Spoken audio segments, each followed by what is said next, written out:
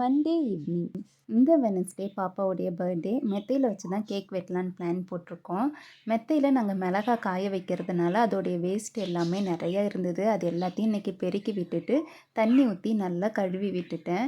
நீங்கள் நினைக்கலாம் இது வெனஸ்டே அன்றைக்கே செஞ்சுருக்கலாமேன்ட்டு. ஆனால் நாளைக்கும் வேலை இருக்குது. வெனஸ்டே அன்றைக்கும் ஒரு வளைகாப்பு வீடு இருக்கிறதுனால இன்றைக்கே க்ளீன் பண்ணி வச்சுட்டேன். வெனஸ்டே அன்றைக்கி லைட்டாக தண்ணி ஊற்றி விட்டால் மட்டும் போதும். மெத்தையை க்ளீன் பண்ணி முடிச்சுட்டு நைட்டு டின்னர் ரெடி பண்ணிட்டு இருந்தேன்.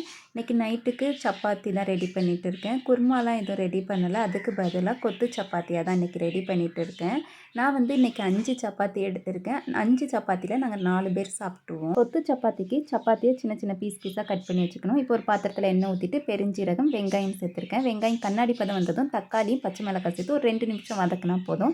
இப்போ இதில் மிளகாய்த்தூள் கரம் மசாலா தேவையான அளவு உப்பு போட்டு இதையும் ஒரு 3 நிமிஷம் வதக்கினா போதும். இப்போ இதில் முட்டையை உடச்சி ஊற்றி நல்லா கிண்டணும். முட்டை நல்லா பொடி மாஸ் மாதிரி ஆனதுக்கப்புறமா இதில் நம்ம கட் பண்ணி வச்சுருக்க சப்பாத்தி போட்டு நல்லா மிக்ஸ் பண்ணணும். சப்பாத்தியும் மசாலாவும் நல்லா மிக்ஸ் ஆனதும் கருவேப்பிலை போட்டு இறக்கிற வேண்டியதான்.